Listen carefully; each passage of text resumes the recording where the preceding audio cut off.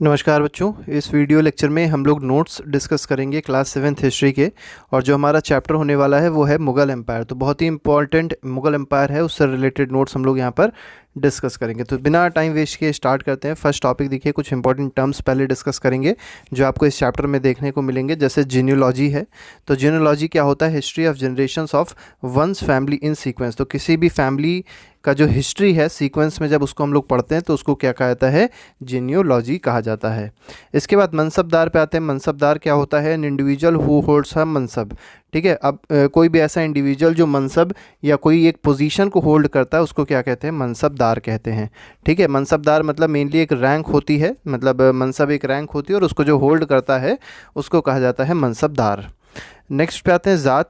जाट या ज़ात इसको कह सकते हैं। इसको ये क्या होती है?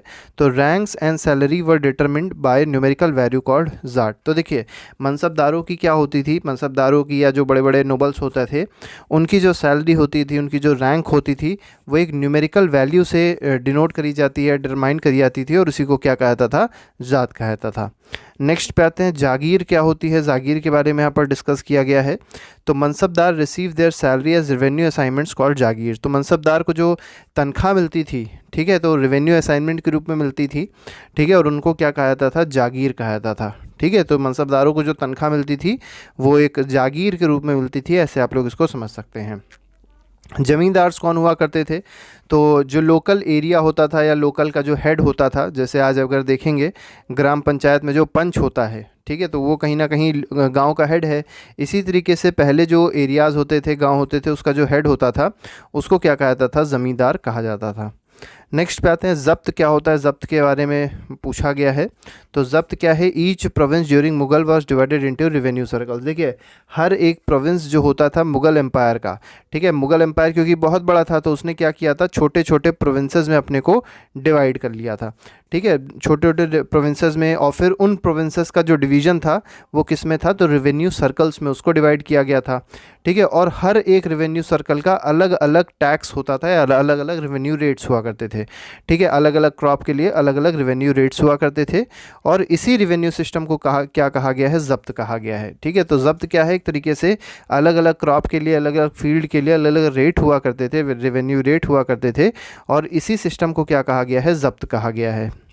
नेक्स्ट पे आते हैं सूबा और सूबेदार, या सूबा बोला गया और सूबादार बोला गया, ये कौन होते थे? ठीक है, तो एम्पायर जो था, मुग़ल एम्पायर जो था वो अलग अलग प्रोविंसेस में डिवाइडेड था और इन्हीं प्रोविंसेस को क्या कहा जाता था? सूबास कहा जाता था या सूबा कहा जाता था। ठीक है, अब ये सूबा गवर्न कौन करता था? चलाता कौन था सूबा?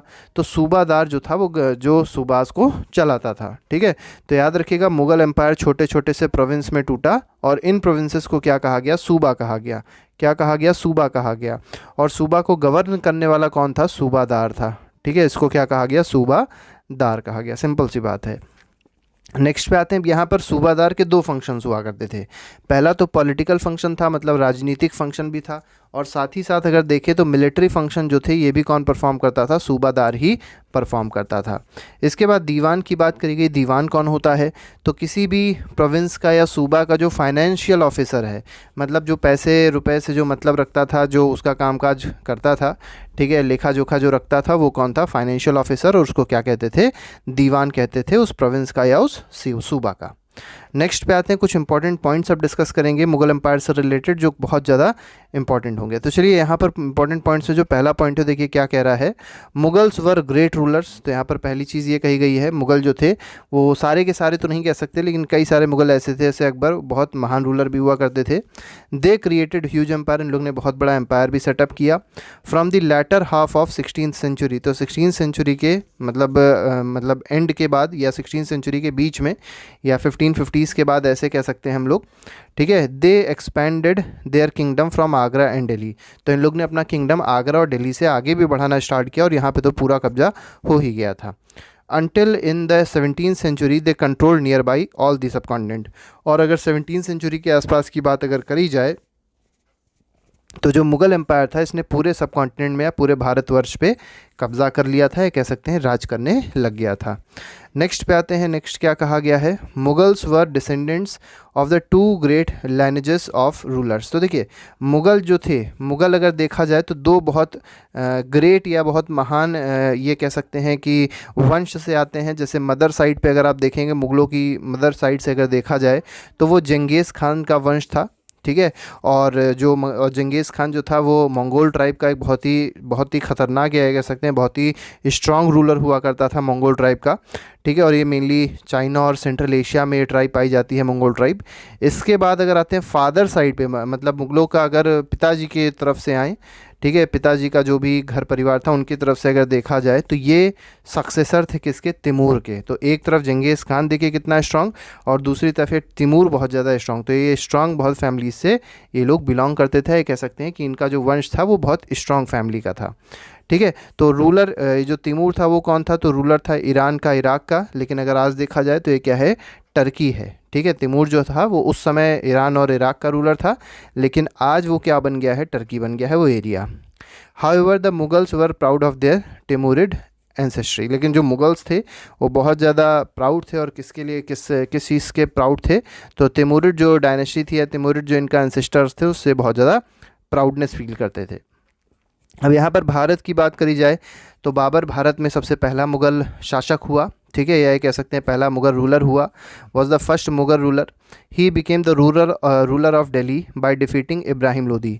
अब देखिए पहला बैटल ऑफ पानीपत होता है जिसमें बाबर ने किसको डिफीट किया था, इब्राहिम लोदी को डिफीट किया था फर्स्ट बैटल ऑफ पानीपत में। और एक कब हुआ था, 1526 में हुआ था। देखिए पूछा आता है कभी कभी कि पहला बैटल ऑफ पानीपत कब हुआ, तो 1526 मतलब 1526 में हुआ। He also established his control over Agra. इसके बाद इसने आगरा पे भी पूरा कंट्रोल कर लिया था। But he could not rule for a long time, लेकिन ये बहुत दिनों तक रूल नहीं कर पाया। इसकी 1530 में क्योंकि डेथ हो गई थी। लेकिन इसके बाद जो इसका लड़का आया हुमायूं, ये सेकेंड मुग़ल का एम्परर बना या शासक बना, ठीक है। ये थोड़ा सा वीक था। तो इसके बाद हुमायूं जो है उससे मतलब उसको हराने के लिए एक और आ गया, मतलब उसका जो भी शासन था उसको, उसके शासन को ख़त्म करने के लिए शेर शाह सूरी आ गया, जिसको शेर खान कहा गया है। इसने हुमायूं को डिफ़ीट किया। कब डिफ़ीट किया, 1539 में डिफ़ीट कर दिया था बैटल ऑफ चौसा में। याद रखिएगा, अगर आपसे पूछा जाए बैटल ऑफ चौसा किसके किसके बीच हुआ तो आप कहेंगे शेर खान। यहाँ पे शेर खान कौन है, शेर खान है शेर शाह सूरी, ठीक है। शेर शाह सूरी जो है उसी को शेर खान कहा गया है।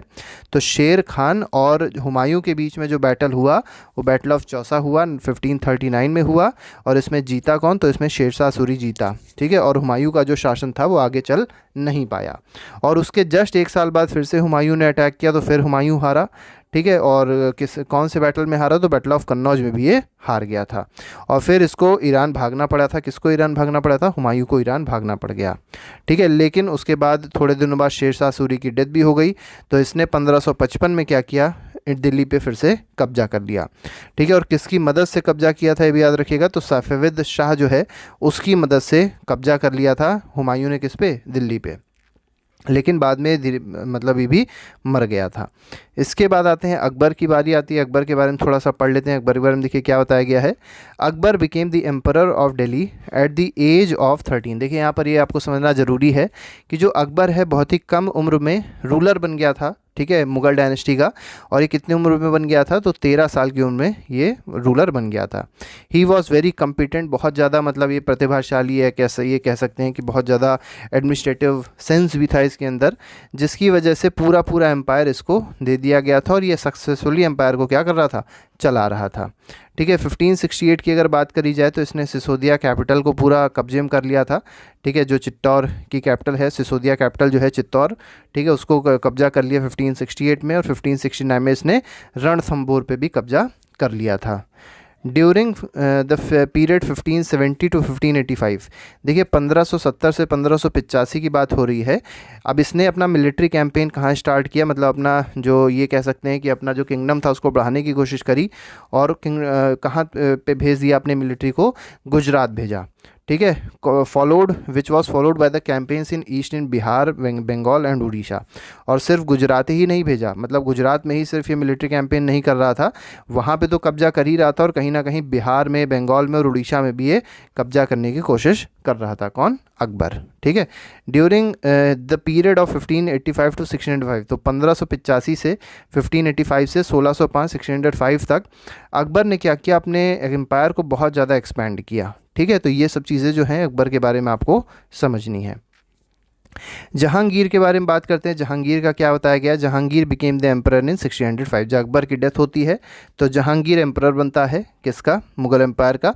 ही continued the military campaigns started by Akbar. अब देखिए, अकबर ने मिलिट्री कैंपेन जो स्टार्ट करे थे, चाहे वो गुजरात में स्टार्ट करे हों, चाहे वो बिहार में स्टार्ट करे हों, चाहे वो बंगाल में स्टार्ट करे हों, तो ये किसने कंटिन्यू रखा?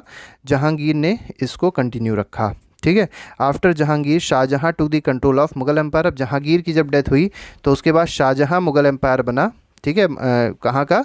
मतलब ये कह सकते हैं भारत का जो मुगल एम्पायर था उसका रूलर कौन बना? शाहजहां बना। ही continued the Mughal campaigns in Deccan. अब देखिए, शाहजहां ने जो मुगल कैंपेन को लीड किया है, कह सकते हैं कंटिन्यू रखा, वो कहाँ पे कंटिन्यू रखा? डेक्कन में। ठीक है, दक्कन में कंटिन्यू रखा था। औरंगज़ेब, अब इसके बाद औरंगज़ेब आ गया। औरंगज़ेब ने क्या किया उसके बारे में थोड़ा सा देख लेते हैं। Aurangzeb ranges from 1658 to 1707। देखिए, एक बहुत बड़ा रेन पीरियड है, बहुत ही बड़ा टाइम पीरियड है औरंगज़ेब का भी। 1658 से स्टार्ट होता है इसका रेन, और कब तक चलता है? 1707 तक चलता है। His campaign against Maratha chieftain Shivaji. अब देखिए, इसका एक बहुत ही, ये कह सकते हैं बहुत ही बहादुर, ये कह सकते हैं कि बहुत ही बहादुर इंसान से सामना हुआ, और जिसका नाम क्या था? शिवाजी था।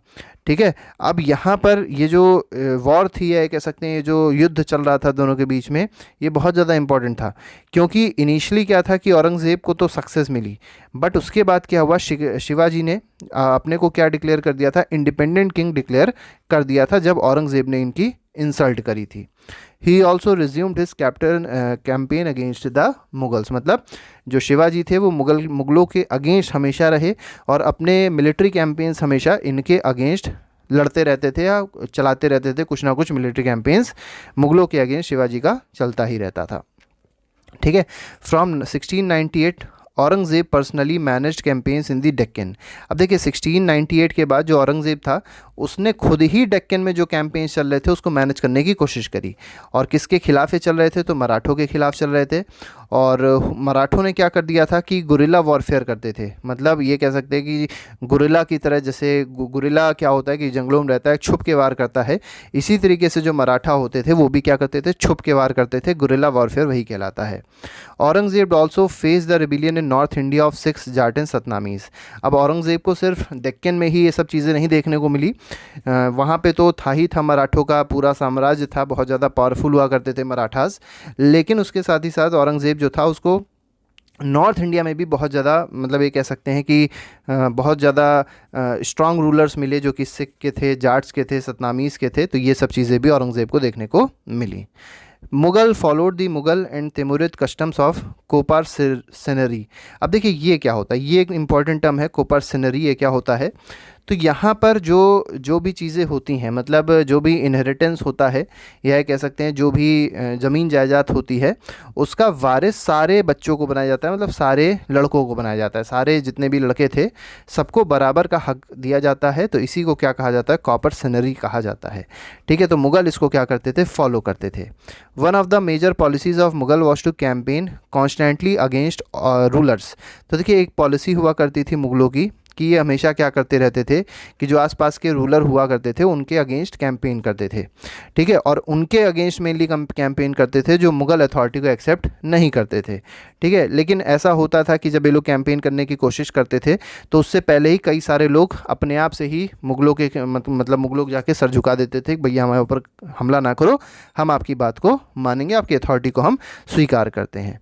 ठीक है, मैनी राजपूत्स मैरिड देयर डॉटर। अब देखिए, यहाँ पर भी एक चीज़ हो गई कि जब राजपूतों के ऊपर हमला होने लग गया तो कई सारे राजपूत ऐसे भी निकले जिन्होंने अपनी लड़कियों की शादी या डॉटर्स की शादी मुग़ल की फैमिलीज से कर दी, जिससे उनको, मतलब जो राजपूत थे, राजपूत जो किंग थे, उनको हाई पोजीशंस मिल सके। हालांकि वो बहुत स्ट्रांग हुआ करते थे, लेकिन फिर भी वो मुग़लों से डर गए। ठीक है। और डरने से किया क्या उन्होंने, अपनी जो पुत्रियां थीं, अपनी डॉटर्स थीं, उनकी शादी किससे करवा दी, मुग़ल की फैमिलीज से करवा दी, चाहे उनके लड़कों से करवा दी या उनके पोतों से करवा दी, ऐसे ऐसे शादियां करवा दी।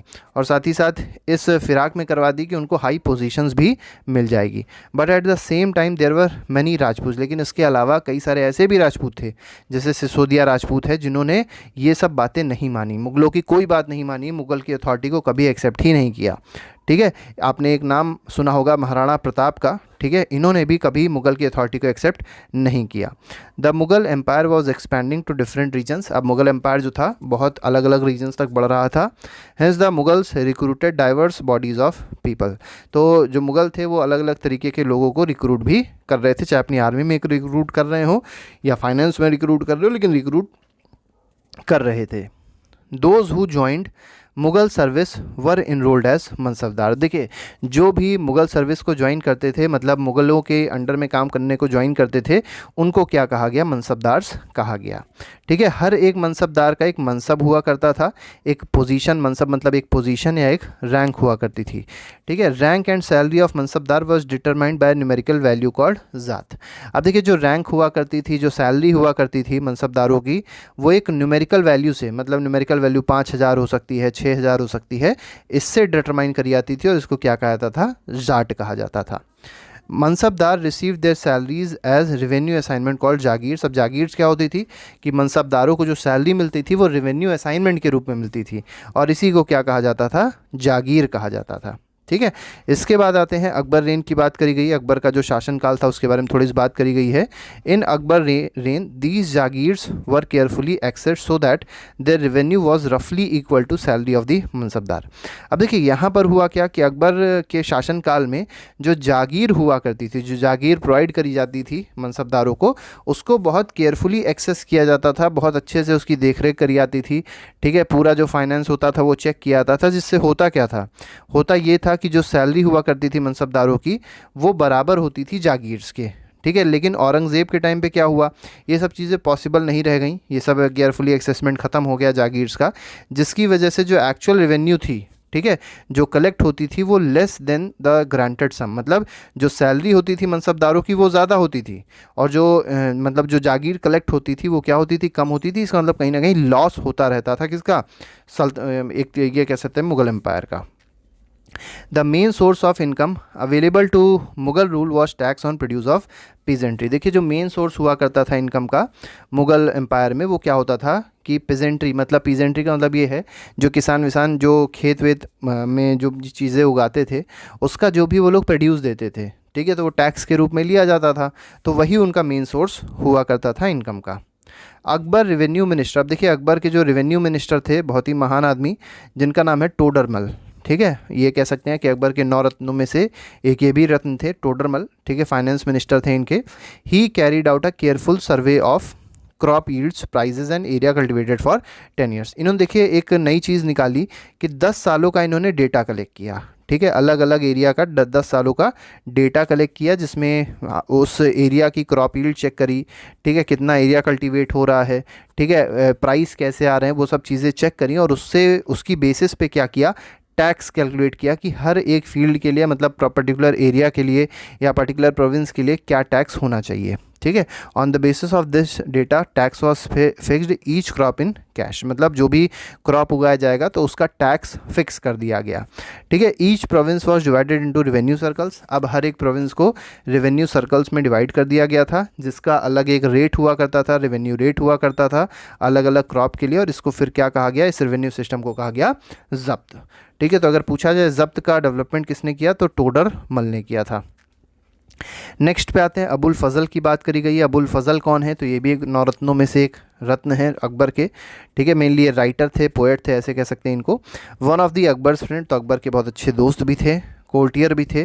ठीक है। इन्होंने 3 वॉल्यूम लिखे हैं किसके, अकबरनामा के। ठीक है। तो अकबर का जो भी शासनकाल रहा है उससे रिलेटेड अकबरनामा है, और उसके 3 वॉल्यूम किसने लिखे हैं, तीनों वॉल्यूम किसने लिखे हैं, अबुल फजल ने लिखे हैं।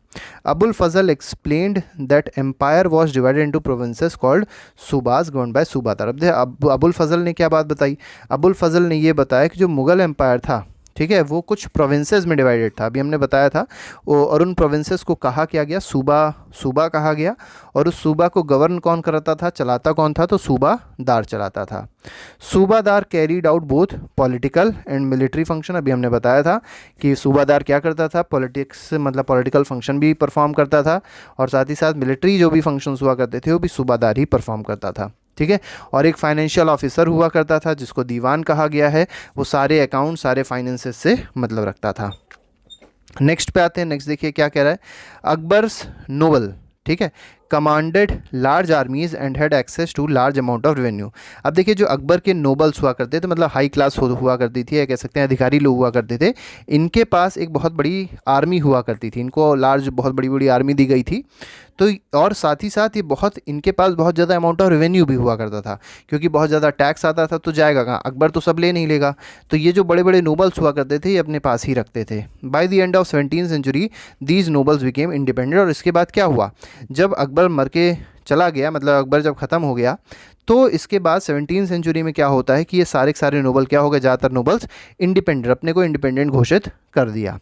ड्यूरिंग द 1570s, अब देखिए 1570 की बात है, अकबर स्टार्टेड डिस्कशन। अब देखिए यहाँ पर एक और चीज़ अकबर ने स्टार्ट करी है 1570 में, मतलब 1570 के आसपास अकबर ने एक और चीज़ स्टार्ट करी जिसको क्या कहा गया, सुलह ए कुल या यूनिवर्सल पीस की बात यहाँ पर होने लग गई। यूनिवर्सल पीस में होता क्या था कि अलग अलग रिलीजन से जो भी ये कह सकते हैं उलेमा बुलाए जाते थे, ब्राह्मण बुलाए जाते थे, प्रीस्ट बुलाए जाते थे, और अपने धर्म के बारे में अच्छी अच्छी बातें किया करते थे। ठीक है, तो यहाँ पे ये बातें होने लग गई, डिस्कशन होने लग गया, और इस आइडिया को क्या कहा गया, ठीक है, इस आइडिया को कहा गया सुलह ए कुल। ठीक है, मतलब यहाँ से एक यूनिवर्सल पीस या सुलह कुल की बात होने लग गई थी, और एक नया धर्म भी आ गया था जिसको कहा गया है दीन ए इलाही। ठीक है, इसके बारे में यहाँ पर डिस्कशन तो किया नहीं गया, लेकिन फिर भी पता होना चाहिए कि दीन ए इलाही स्टार्ट किया था किसने, अकबर ने स्टार्ट किया था। Akbar son Jahangir followed his father's policy of sulh e kul. तो देखिए जहांगीर ने अकबर की पॉलिसी को फॉलो किया था, और कौन सी पॉलिसी को, सुलह कुल की पॉलिसी को अकबर ने, मतलब जहांगीर ने फॉलो किया था। इसके बाद आते हैं मेहरुनिज़ा की बात करते हैं, मेहरुनिसा की बात करते हैं। इसने क्या किया कि इनकी शादी हुई जहांगीर से 1611 में, और इनको टाइटल मिला मेहरुनिसा को, क्या, नूरजहाँ का टाइटल मिलता है। ठीक है, और ये बहुत सपोर्टिव भी हुआ करती थी, मोनार्क मतलब जो कि जहांगीर है उनके बहुत ज़्यादा सपोर्ट करती थी, बहुत ज़्यादा सपोर्टिव हुआ करती थी। The Mughal empire exercise a great deal of influence and power. अब देखिए बहुत ज़्यादा मतलब ये कह सकते हैं कि बहुत ज़्यादा पावरफुल हुआ करते थे मुगल एम्पायर, ये सब चीज़ें यहाँ बताई गई हैं। But by the end of 17th century, लेकिन अगर 17th सेंचुरी के एंड की बात करी जाए तो धीरे धीरे करके जो मुगल एम्पायर था वो डिक्लाइन होने लग गया, जिसकी वजह से, और जब वो डिक्लाइन होने लग गया, क्योंकि देखिए आगे के औरंगज़ेब के बाद जो भी रूलर्स आए वो कहीं ना कहीं बहुत वीक थे, और क्योंकि जो औरंगज़ेब की पॉलिसी थी उसने क्या कर दिया था कि आसपास के पड़ोसियों को भी बहुत ज़्यादा नाराज़ कर दिया था। इससे इसलिए हुआ क्या कि जो मुग़ल आर्मी थी वो क्या हो गई, और ज़्यादा वीक होती चली गई, आसपास के जो रूलर हुआ करते थे वो भी गुस्सा होते चले गए, अटैक करते गए, और धीरे धीरे करके चीज़ों को कब्जा कर लिया। तो सारे के सारे मतलब ज़्यादातर जो प्रोविंस थे, जो रूलर्स हुआ करते थे, जिनके खुद के नोबल्स हुआ करते थे, उन्होंने भी क्या किया, अपने को इंडिपेंडेंट घोषित कर दिया। और सबसे बड़ा इसमें एग्जाम्पल देखने को मिलता है हैदराबाद और अवध का। ठीक है, अब यहाँ पर आते हैं, कुछ इंपॉर्टेंट डेट्स देख लेते हैं। डेट्स में यहाँ पर देखिए एक इंपॉर्टेंट डेट बताई गई है, 1237 में क्या हुआ, जंगीज़ खान की मृत्यु हुई थी, डेथ हुई थी इसकी। 1404 में तैमूर मरा था। इसके बाद 1526 से 1530 तक अगर देखा जाए तो ये शासनकाल रहा है, किसका शासनकाल रहा है, बाबर का रहा है। बाबर ने दिल्ली को कैप्चर किया था 1526 में, जिसमें फर्स्ट बैटल ऑफ पानीपत हुआ था इब्राहिम लोदी और बाबर के बीच में, और यहीं से मुग़ल एम्पायर की ये कह सकते हैं कि फाउंडेशन पड़ी थी, नींव पड़ी थी। 1539 में क्या हुआ कि शेरशाह सूरी ने हुमायूं को डिफीट किया था बैटल ऑफ चौसा में, और इसके एक साल बाद फिर से हुमायूं को डिफीट किया गया था शेरशाह सूरी के द्वारा, और कहाँ पर, कन्नौज में, और इसको बैटल ऑफ कन्नौज कहते हैं। ठीक है, हुमायूं ने लेकिन 1555 में फिर से दिल्ली को कैप्चर कर लिया। ठीक है, और सफ़ाविद शाह के उससे कैप्चर किया था, अपने आप से नहीं किया था, ये भी आपको याद रखना है। 1556 में क्या होता है कि अकबर जो है वो मुग़ल एम्पायर का एम्परर बन जाता है, राजा बन जाता है 13 साल की उम्र में। ठीक है। फिर इसने 1568 में सिसोदिया कैपिटल जो कि चित्तौड़ की थी उसको कब्जा कर लिया, सीज़ कर लिया। 1569 में इसने रणथंभौर पे कब्जा कर लिया। इसके बाद जहांगीर की बात अगर करी जाए तो जहांगीर 1605 से 1627 तक रेन करता है, रूल करता है दिल्ली पर, ठीक है, और वो मुग़ल एम्परर के रूप में वहाँ पर रूल करता है। इसके बाद 1627 से 1658 की बात करी जाए तो जहांगीर के बाद शाहजहाँ आता है, उसका लड़का, और इसका शासनकाल दिल्ली पर चलता है। 1632 में क्या हुआ, ये एक बहुत बड़ी घटना हो गई कि अहमदनगर को भी एनेक्स कर लिया था, कब्जा कर लिया था किसने, शाहजहाँ ने। ठीक है, अहमदनगर गोलकोंडा आप लोग ने सुना होगा, ठीक है, तो अहमदनगर वही है। और यहाँ पर 1658 से 1707 की बात करी जाए तो औरंगज़ेब का रेन रहता है, सबसे ख़राब रेन कह सकते हैं। ठीक है, मतलब यहीं से ही कहीं ना कहीं जो ये कह सकते हैं कि मुग़ल एम्पायर के जो दुर्दिन थे वो स्टार्ट होने लग गए थे। और इसके बाद 1685 में क्या हुआ, 1685 में औरंगज़ेब ने बीजापुर को एनेक्स कर लिया। 1687 में औरंगज़ेब ने गोलकोंडा को भी एनेक्स कर लिया था। यही सब है, देखिए वही सेम चीज़ें। और 1698 की अगर बात करी जाए तो औरंगज़ेब ने क्या किया, डेक्कन पे कैंपेन किया और मराठों के खिलाफ। इसके बाद कुछ रूलिंग पीरियड आखिरी देख लेते हैं। रूलिंग पीरियड में जैसे बाबर का रूलिंग पीरियड है तो 1526 से 1530 तक रहा है। हुमायूं का अगर देखेंगे तो कुछ साल के लिए तो रहा, लेकिन उसके बाद हरा भी दिया था शेरशाह सूरी ने। ठीक है, तो यहाँ पे देखिए 15 साल का गैप रहा, तो 1555 से 1556 तक रहा, और उससे पहले 1530 से 1540 तक रहा। अकबर पे आते हैं तो अकबर का रेंज सबसे बड़ा है, 1556 से 1605 तक। ठीक है, अप्रॉक्सीमेटली 49 ईयर्स का है, 50 ईयर्स का। जहांगीर का रेन अगर देखा जाए तो 1605 से 1627 तक रहा है। शाहजहाँ का रेन 1627 से 1658 तक रहा। और इसके बाद जो सबसे बड़ा रेन रहा वो किसका रहा है, औरंगज़ेब का रहा है, 1658 से 1707 तक। इसके बाद एक चीज़ और याद रखिएगा कि जो लास्ट मुग़ल रूलर था वो कौन था, बहादुर शाह ज़फ़र टू। ठीक है, Bahadur Shah Zafar two last ruler होते हैं, ठीक है, मुग़ल एम्पायर के। और फिर अंग्रेज़ क्या करते हैं, इनको रिवॉल्ट ऑफ 1857 के बाद भेज दिया जाता है, दूसरी जगह भेज दिया जाता है, और वहाँ पर इनकी जेल में मृत्यु भी होती है। और कहाँ भेजा जाता है, रंगून भेजा जाता है, ये भी आप लोग याद रखिएगा। तो ये हमारा पूरा चैप्टर था जो अभी हम लोगों ने डिस्कस किया, और चैप्टर का नाम था मुग़ल एम्पायर। ठीक है, तो वीडियो को लाइक और चैनल को सब्सक्राइब करना बिल्कुल मत भूलिएगा। और बाकी जितने भी वीडियोज़ MCQs हैं सारे के सारे पहले से प्रोवाइड कर दिए गए हैं, उसको आप लोग जाके देख सकते हैं, और अपने जो भी आपका एग्ज़ाम है, जो भी चीज़ें हैं उस पर अच्छे से प्रिपरेशन कर सकते हैं। तो अभी के लिए फ़िलहाल नहीं, thank you very much, good bye, जय हिंद।